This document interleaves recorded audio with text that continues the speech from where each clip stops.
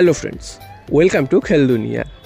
আজ সকালেই কলকাতায় চলে এলেন মোহনবাগানের কোচ মলিনা সহ গোটা কোচিং স্টাফ, এবং আজকেরই কিন্তু সমস্ত বিদেশি প্লেয়াররাও চলে আসবে।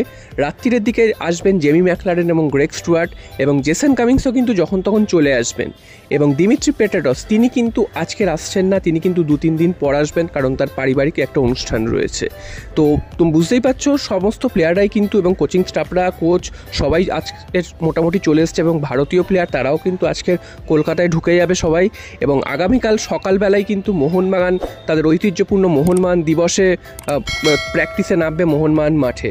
তো চ্যাম্পিয়ন্সদের হোমকামিং মোহনবাগান মাঠে একটা পোস্টার দেখা গেছে, তো সেটাই কিন্তু কালকের হবে, এবং চ্যাম্পিয়নরা কিন্তু তাদের ঘরের মাঠে প্রথমবারের জন্য নামবে প্র্যাকটিসে, এবং তারপরে কিন্তু কলকাতা লিগেরও ম্যাচ রয়েছে।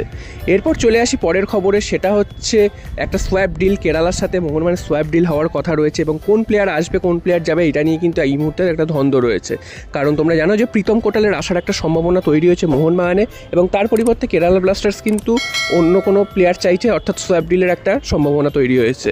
তো সেক্ষেত্রে মোহনবাগানের যে প্রীতম কোটালকে চাইছে এটা ঠিক, তবে কেরালা ব্লাস্টার্স কোন প্লেয়ারকে মোহনবাগান থেকে চাইছে, তো প্রথমে যেটা জানা গিয়েছিল সেটা হচ্ছে কেরালা ব্লাস্টার্স এমন কোনো দুজন ডিফেন্ডার চাইছে যারা কিন্তু খুব ভালো মানের একজন ডিফেন্ডার।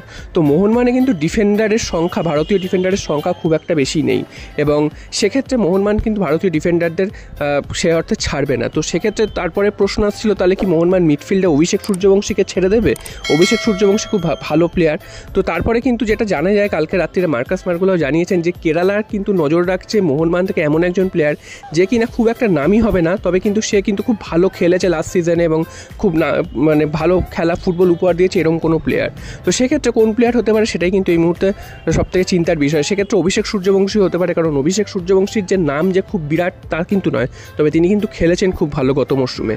তো সেক্ষেত্রে অভিষেক সূর্যবংশীর যাওয়ার একটা সম্ভাবনা তৈরি হয়েছে, যদিও এখন অবধি ফাইনাল কিছু হয়নি, এবং মোহনবাগান থেকে সম্ভবত অভিষেক সূর্যবংশীর যাওয়ার সম্ভাবনাটাই সবথেকে বেশি, এবং মোহনবাগানে আসার সম্ভাবনা বেশি প্রীতম কোটালেরও।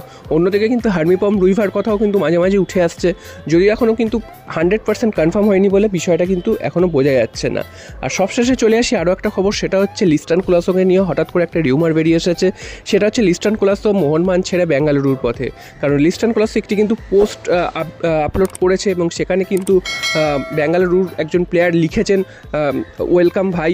তো এই লেখাটার থেকেই কিন্তু এই সমস্যাটা সূত্রপাত বা এই নিউজটা সূত্রপাত হয়েছে, এবং সেখান থেকে মনে করা হচ্ছিল যে লিস্টান কুলাসোকে হয়তো বেঙ্গালুরু এফসিতে নিয়ে নেওয়া হবে, এবং মোহনবাগান থেকে তিনি বেঙ্গালুরু এফসিতে চলে যাবেন।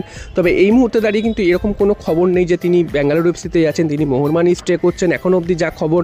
হ্যাঁ, এরপর যদি অন্য কোনো কিছু হয় সেটা তো পরের ব্যাপার, তবে এই মুহূর্তে দাঁড়িয়ে কিন্তু মোহনবাগানেই থাকছেন লিস্টান।